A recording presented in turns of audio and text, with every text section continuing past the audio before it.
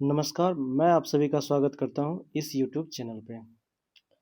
तो पिछले क्लास में क्लास 11th की जो बायोलॉजी है, उसका chapter 1 the living world part 1 हो चुका था। ये है आपका पार्ट 2। तो आज हम इसमें आगे देखते हैं। जब ये कंप्लीट हो जाएगा चैप्टर, इसके बाद इसी से रिलेटेड मैं आपको एमसीक्यूज दूंगा, जो कभी ना कभी मेडिकल एग्जाम में पूछे गए हैं।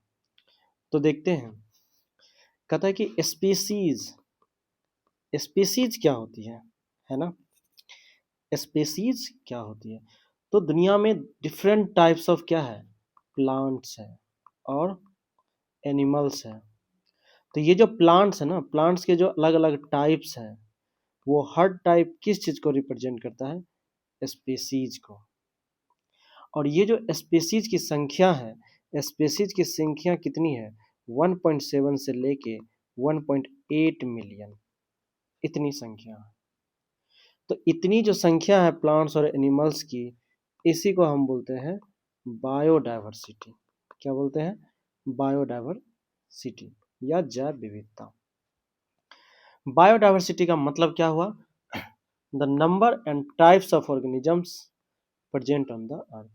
तो डिफरेंट टाइप्स के ऑर्गेनिज्म, चाहे प्लांट हो या एनिमल हो, तो एनिमल में बहुत तरह के एनिमल है, उसी तरह प्लांट्स में भी बहुत तरह के प्लांट हैं।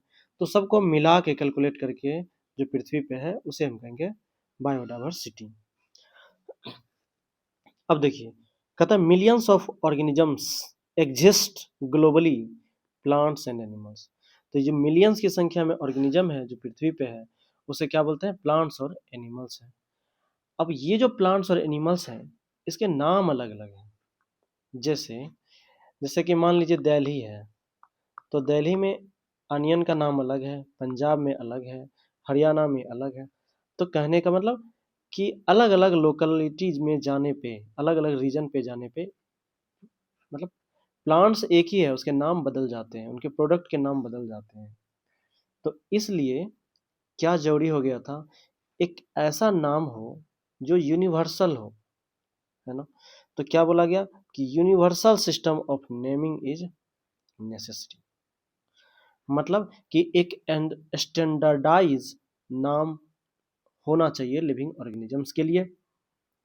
और इस चीज को करने के लिए जो प्रोसेस है, उसको बोलते हैं नोमेनक्लेचर। मतलब कि ऑर्गेनिजम्स का नाम देना है, तो क्या है प्रोसेस? भाई नोमेनक्लेचर उसे बोलते हैं। आप जब ये पढ़िएगा ना, मतलब ये लेक्चर सुनने के बाद आप एनसीईआरटी पढ़ोगे, बहुत अच्छे से समझ में आएगी। अब देखिए नोमेनक्लेचर क्या है। तो किसी भी ऑर्गेनिज्म का जब हम नेमिंग करते हैं, इसे बोलते हैं नोमेनक्लेचर। लेकिन आप किसी भी ऑर्गेनिज्म को नेमिंग कैसे करोगे? अगर उससे सही तरह से डिस्क्राइब करोगे और आइडेंटिफाई करोगे तब। तो ये जो डिस्क्राइब करने का प्रोसेस, आप आइडेंटिफाई करोगे तब उसे डिस्क्राइब करोगे, तब नेमिंग होगा। तो ये जो प्रोसेस है डिस्क्राइब करने का, तो कब करेंगे? जब उसे पहचानेंगे, आइडेंटिफाई करेंगे। तो इस प्रोसेस को बोलते हैं आइडेंटिफिकेशन। ठीक है। अब क्या हुआ कि जब यूनिवर्सल नाम होगा, कोई भी ऑर्गेनिज्म का अगर नाम यूनिवर्सल होगा, स्टैंडर्ड नाम दिया जाएगा, तो साइंटिस्ट को क्या करना पड़ेगा? वह जो कोड है, ग्लोबल नेमिंग कोड्स, उसे फॉलो करना पड़ेगा। मतलब कि हर स्पीसीज का नाम क्या होगा? यूनिक होगा और पूरे वर्ल्ड में एक्सेप्टेड होगा। तो प्लांट्स के लिए जो बना संस्था, मतलब बायोलॉजिस्ट ने क्या किया, वो सारे एक्सेप्ट किए रूल्स, और प्लांट्स के लिए बना ICBN, मतलब international code for botanical nomenclature. तो अगर प्लांट्स, कोई प्लांट्स का नाम नेमिंग किया जाएगा, तो वो ICBN के अंदर किया जाएगा। अगर किसी एनिमल का नाम रखा जाएगा, तो वो ICZN के अंदर नामकरण किया जाएगा। अब देखिए, कहता है कि each name is assigned only once to one organism only. मतलब कि साइंटिफिक नाम अगर दिए किसी ऑर्गेनिज्म का, मतलब कि पूरी वर्ल्ड में उस ऑर्गेनिज्म का एक ही साइंटिफिक नाम होगा, और वो सारे बायोलॉजिस्ट के द्वारा एक्सेप्टेड होना चाहिए। तो ये जो नामकरण का प्रोसेस किया गया, नोमेनक्लेचर किया गया, इसको बोला गया बायनोमियल नोमेनक्लेचर। बाय का मतलब क्या होता है? टू। नोमेनक्लेचर का मतलब नेम, मतलब एक स्पीसीज या एक ऑर्गेनिज्म का दो नाम, इसी को बोलते हैं बायनोमियल नोमेनक्लेचर। जैसे देखिए ये टाइगर है, तो टाइगर का साइंटिफिक नाम क्या है? Panthera tigris. दो नाम हो गया। तो ये जो पहला वाला है इसको बोलते हैं जीनस, और ये जो है इसे बोलते हैं स्पेसीज। ये जीनस और स्पेसीज क्या होता है ये आगे हम देखेंगे बहुत डिटेल्स में। अब देखिए बायनोमियल नोमेनक्लेचर, सबसे पहले क्या याद रखना है कि इस बायनोमियल नोमेनक्लेचर को लाया किसके द्वारा गया था? तो by Carolus Linnaeus, by Carolus Linnaeus के द्वारा नाम दिया गया। अब देखिए तो कहता है कि जैसे आम है मैंगो, तो मैंगो का साइंटिफिक नाम क्या हो गया? Mangifera indica. ठीक बात है। अब आगे देखिए कहता है कि दोनों मिलके, जो जीनस है और स्पेसीज है, दोनों मिलके क्या करते हैं?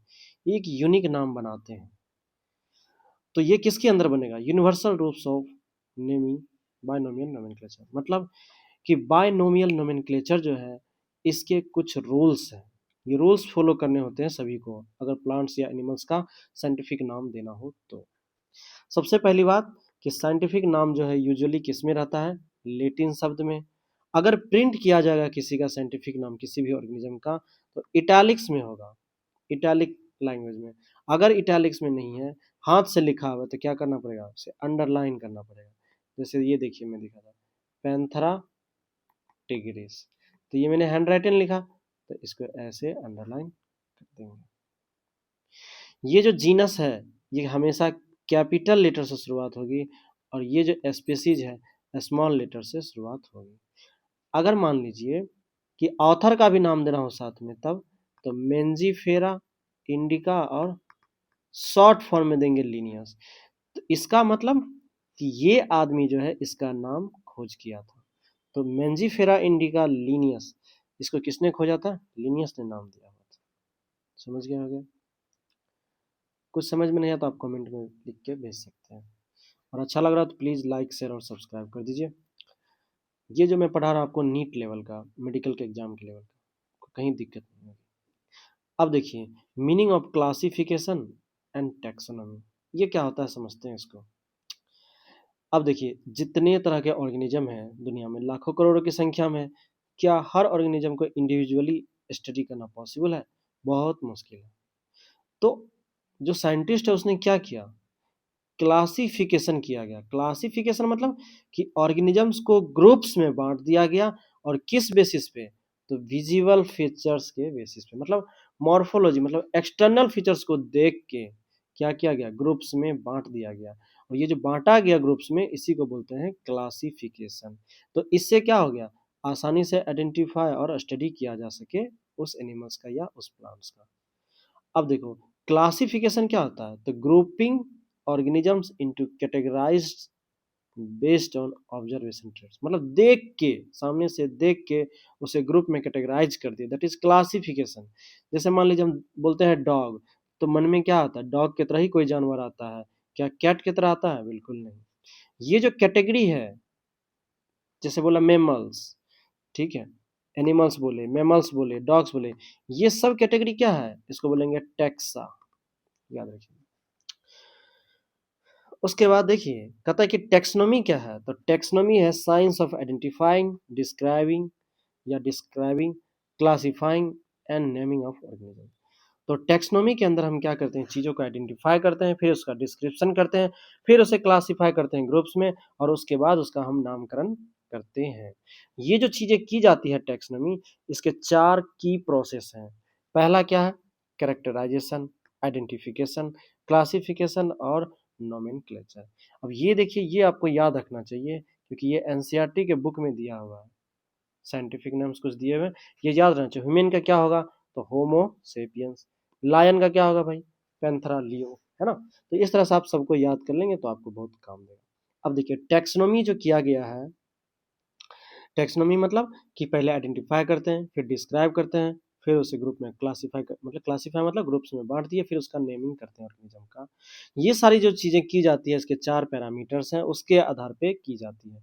और वो क्या है? तो कैरेक्टराइजेशन, आइडेंटिफिकेशन, क्लासिफिकेशन और नोमेनक्लेचर। अब देखिए तो क्लासिफिकेशन किसके आधार पे किया गया? एक्सटर्नल फीचर्स के आधार पे, है ना? तो देखते हैं कहता है कि refers to visual characters like shape, size, colour and structure. मतलब एक्सटर्नल ट्रेड्स में क्या लिया, जो सामने से दे, जैसे शेप कैसा है, आकार कैसा है, उसका रंग कैसा है, स्ट्रक्चर कैसा है, एग्जाम्पल के थ्रू समझते हैं।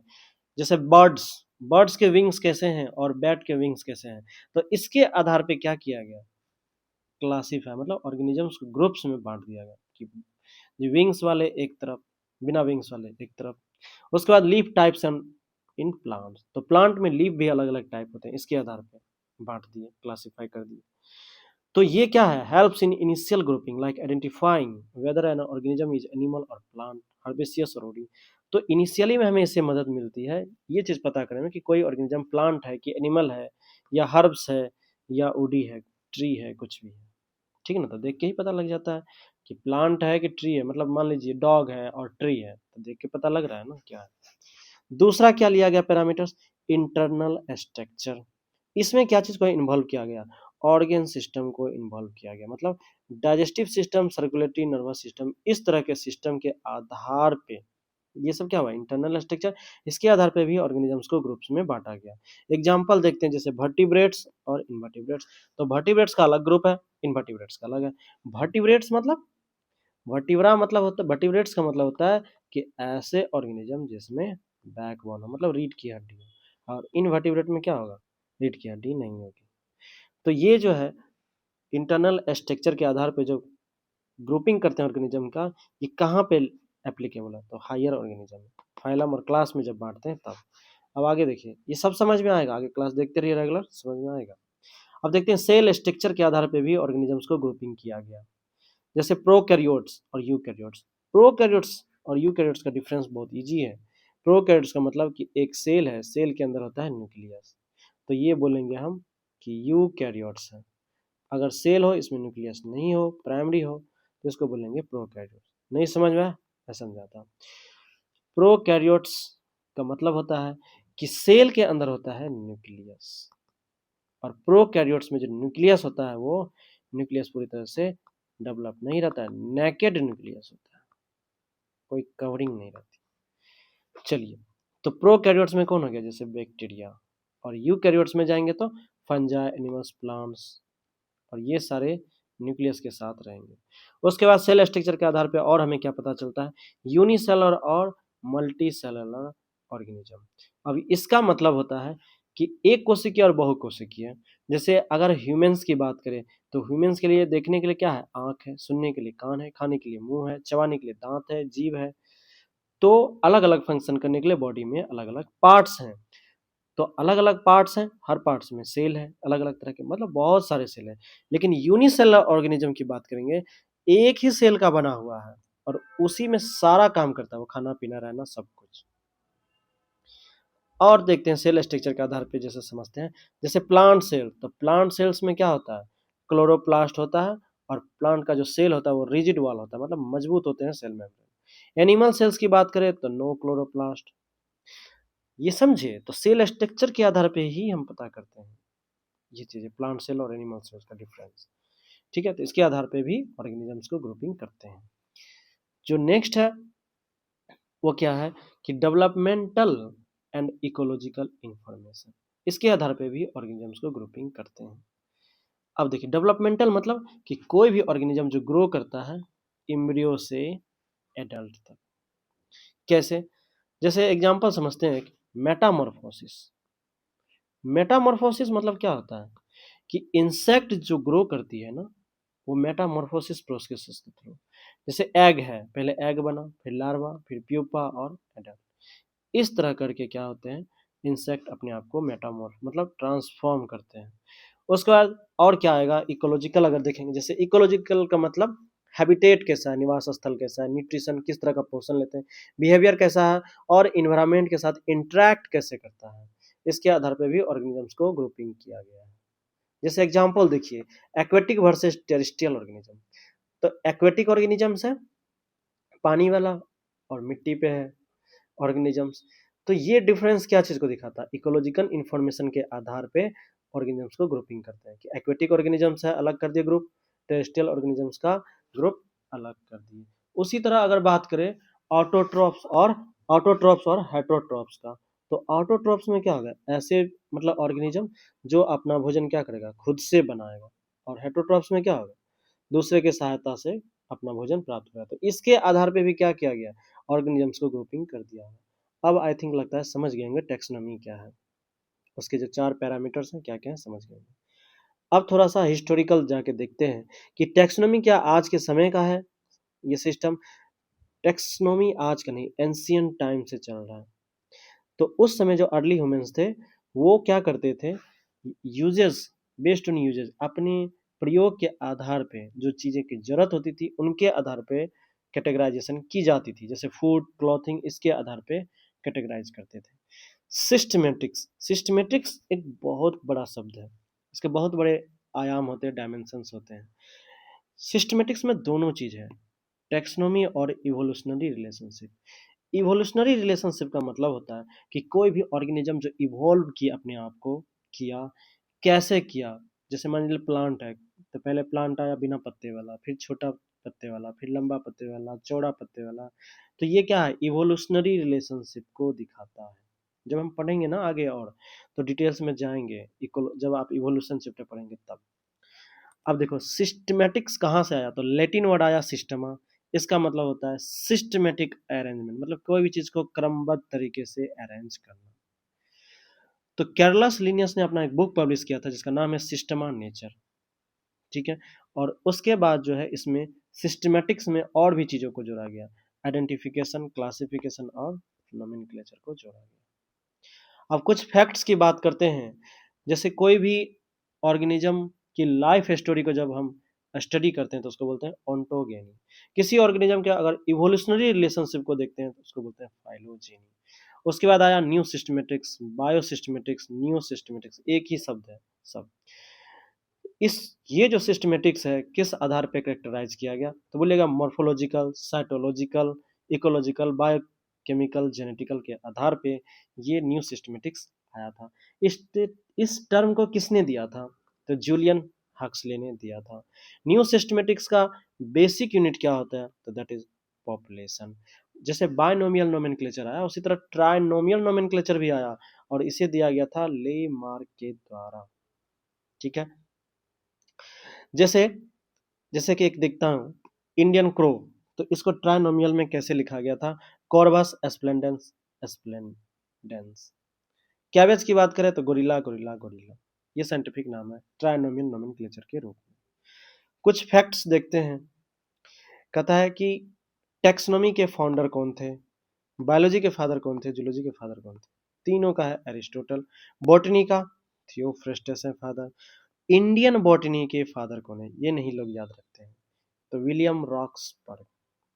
कहता है कि अभी के समय में कितने स्पीसीज ऑर्गेनिज्म के हैं, लिविंग ऑर्गेनिज्म के जो स्पीसीज है कितनी संख्या में, तो लगभग 5 से 30 मिलियन में है। लेकिन हमारे रिकॉर्ड में जो जो साइंटिस्ट ने रिकॉर्ड करके अभी रखा है सिर्फ 1.7 मिलियन, मतलब पूरा ऑर्गेनिज्म का सिर्फ 30%। मतलब अभी और रिसर्च स्टडी करने की जरूरत है। तो ये पार्ट 2 खत्म हो गया, इसके बाद मैं आपको जल्द ही इसी से रिलेटेड आपको एमसीक्यूज दे दूंगा। अगर आपको अच्छा लग रहा है तो प्लीज़ लाइक शेयर सब्सक्राइब कर दीजिए। अगर कहीं दिक्कत है तो प्लीज़ कमेंट करके पूछिए, मैं सारे का जवाब दूंगा। या आप टेलीग्राम पे जुड़ जाइए, लिंक डिस्क्रिप्शन में, वहाँ भी मैं जवाब दिया करूँगा जेन्युइन क्वेश्चन का। चलिए ठीक है, थैंक यू।